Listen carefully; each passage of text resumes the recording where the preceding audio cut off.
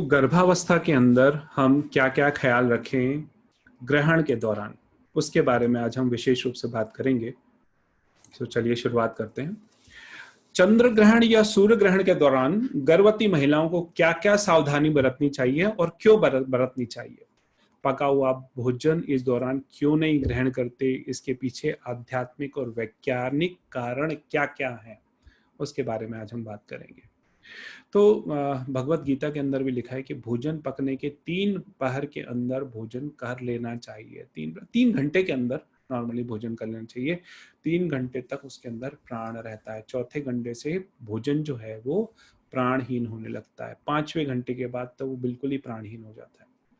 और ऐसे तामसिक भोजन को खाने से आपकी ओजस, तेजस और वर्चस ये घटता है, आपकी प्राण ऊर्जा आपकी घटती है। इस बात का हमको विशेष रूप से ख्याल रखना है कि हम पका हुआ भोजन, इस दौरान पका हुआ भोजन आपके ग्रहण के अंदर ना रहे, क्योंकि ग्रहण के अंदर 1 घंटा 1 महीने के बराबर सूक्ष्म जगत में बीतता है। उसका 1 घंटा 1 महीने के बराबर होता है ग्रहण के दौरान का। तो इस दौरान अगर आपने भोजन पका के रखा है तो वो लगभग 3 घंटे पका हुआ रह गया, तो वो लगभग 3 महीने के बराबर पुराना हो गया, ये मान के चलिए। तो वो आपको नुकसान करता है। तो इसलिए पका हुआ भोजन हमको बिल्कुल नहीं उसके अंदर रखना है। ऐसा नहीं कि हमने भोजन पका के रखा और इसके बाद जो हम अगले दिन उसका हम सेवन कर रहे हैं, ऐसी गलती हमको नहीं करनी है। अगर कोई जैसे प्रेगनेंसी है, छोटा बच्चा है, वृद्ध है, रोगी है, उसको भूख लग रही है, तो क्या करें? ऐसी स्थिति में आप फल वगैरह का सेवन कर सकते हैं। अगर आप फल का सेवन करेंगे तो बहुत अच्छा रहेगा, है ना? तो फलों को आप कच्चा खाएं, दैट इज गुड। अच्छा, ये जो नकारात्मक रेडिएशंस होते हैं उनसे बचने के लिए हम क्या कर सकते हैं? तो तुलसी की पत्ती नकारात्मक ऊर्जा का शमन करती है। तो तुलसी की पत्ती को आप नॉर्मली पानी के अंदर डाल के रख सकते हैं। भोजन की जो जो चीजें पड़ी हैं उसके अंदर आप डाल के रख सकते हैं, तो नकारात्मक ऊर्जा से बचता है। इस तरह की चीजें काफी हद तक नकारात्मक ऊर्जा से बच जाती हैं।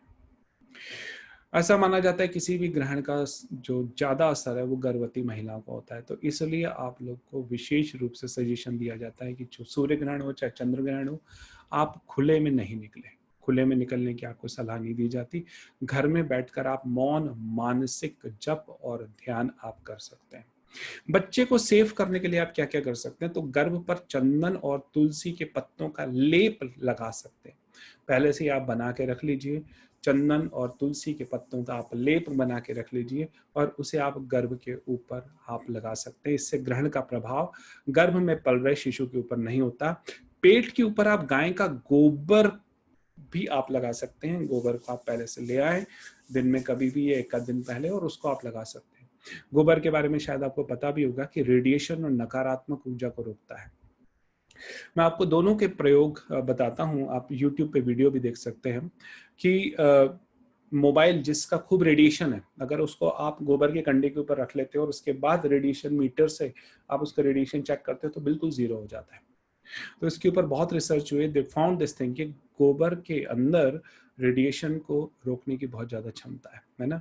उतना नहीं कर सकते, कोई बात नहीं। गोबर कौन लाएगा, कौन लीपेगा, कोई बात नहीं। कंडा बनाया ले लीजिए, थोड़ा सा बड़ा सा, और आपका जो गर्भ स्थान है वहां पे कंडा रख लीजिए और उसके ऊपर आपका कपड़ा पहने रहिए, है ना? कपड़ा बांध लीजिए, वो भी चलेगा, that is also good thing. तो वैसा भी किया जा सकता है। या फिर चंदन और तुलसी के लेप को आप लगा सकते हैं। मैंने बाबा रामदेव जी का एक वीडियो देखा था जिसके अंदर उन्होंने बताया था कि तुलसी के प्रयोग से मोबाइल के रेडिएशंस बिल्कुल 0 हो जाते हैं। तो इसलिए देखिए, मैंने भी इसके अंदर तुलसी लगाई हुई है मोबाइल के अंदर। इसमें बाकी मैंने ये एंटी रेडिएशन कार्ड और चिप भी लगाए हुए, लेकिन एक तुलसी का पत्ता भी लगाया हुआ है, ये आप देख सकते हैं। तो ये तुलसी भी अपने आप में बहुत ही गजब की चीज है। ये रेडिएशंस को आपकी तरफ नहीं आने देती, ठीक है? उससे आपका प्रिवेंशन करती है। साथ में नारियल को भी गर्भवती महिला अपने पास रख सकती है। नारियल को अपने पास रखेगी तो इससे भी नकारात्मक विकिरणों से शिशु की और माता की रक्षा होती है। अच्छा, मेटेलिक चीजों को क्यों मना किया जाता है? उसके पीछे 2 कारण है। पहली बात तो ये बहुत अच्छे कंडक्टर होते हैं। कंडक्टर होते हैं तो आप मेटेलिक चीजों का यूज करते हैं तो वो बैड एनर्जी को आपके अंदर डालने का प्रयास करते हैं, है ना? दूसरी बात, जो चाकू, छुरी, ब्लेड, कैंची, इन सब का इसलिए भी मना करते हैं कि उस समय थोड़ा मेंटल बैलेंस भी बिगड़ता है ग्रहण के दौरान। तो उसके कारण ऐसा ना हो कि कोई दुर्घटना हो जाए, इसलिए भी बोला जाता है कि आप इन सब चीज़ों से दूर रहें। चाकू वगैरह से दूर रहेंगे तो आप भोजन की चीज़ों से भी दूर रहेंगे, उस समय भोजन नहीं करना है ना? इस बात का ध्यान रखें। लेकिन 3 घंटे बिना आप बिना पानी के नहीं रह पाएँगे तो आप तुलसी आप डाल लीजिए। ड्यूरिंग प्रेगनेंसी तुलसी का सेवन नहीं करते हैं, लेकिन तुलसी डला हुआ पानी तो आप पी सकते हैं। तुलसी आप मत खाइए।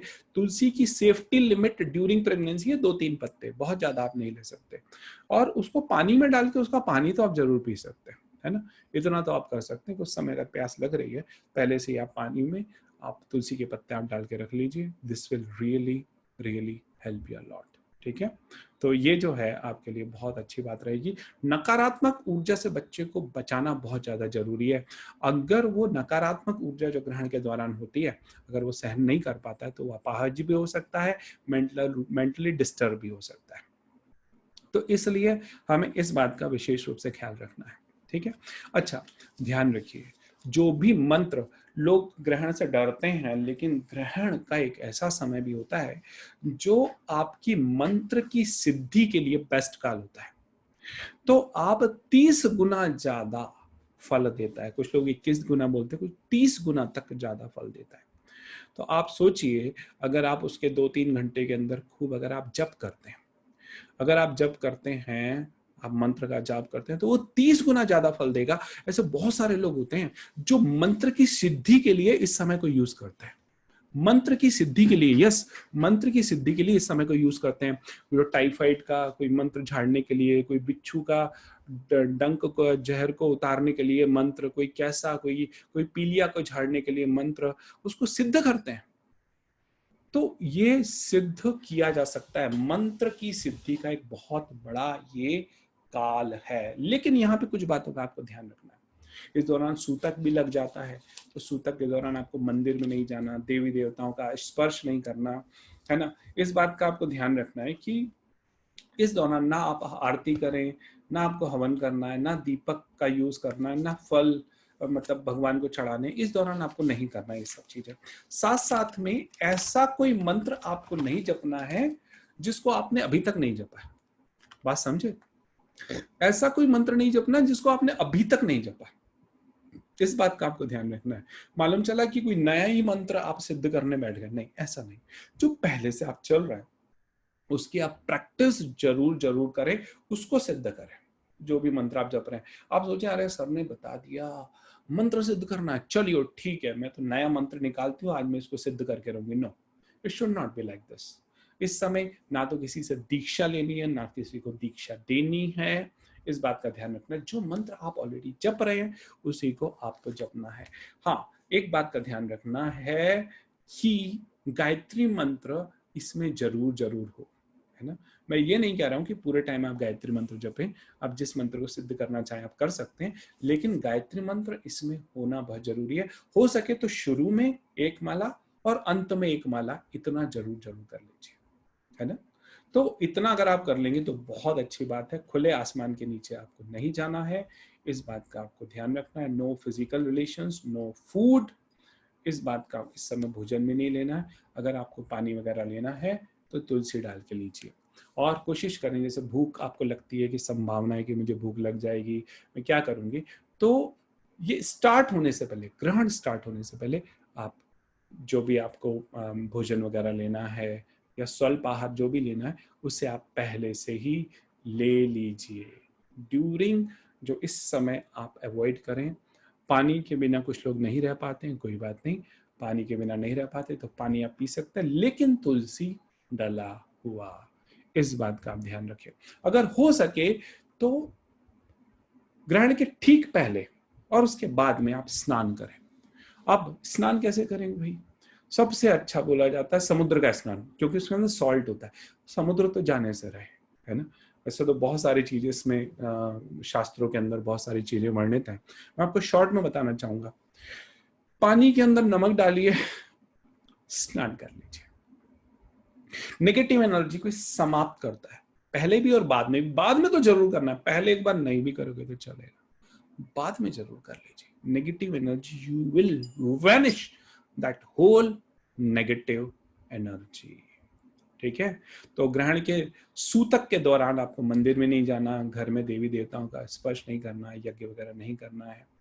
सूतक समाप्ति पे या स्पेशली ग्रहण की समाप्ति पे आपको जरूर स्नान करना है। नमक वाले पानी से देव प्रतिमाओं को भी नहला सकते हैं। घर में गंगा जल या तुलसी मिला के जल का आप छिड़काव कर सकते हैं। और जब ये समाप्त हो जाता है तब आप यज्ञ वगैरह भी कर सकते हैं। पर ये अगर रात में समाप्त हो रहा है तो अगले दिन आराम से आप यज्ञ करिए, है ना। या रात में उठ के नहाने की जरूरत नहीं है, आप अगले दिन भी नहा सकते हैं। कभी अगर रात में समाप्ति हो रही है तो आप अगले दिन भी नहा सकते हैं। ठीक है, आई होप सो ये बात समझ में आई होगी। अगर कोई क्वेश्चन हो तो आप पूछ सकते हैं।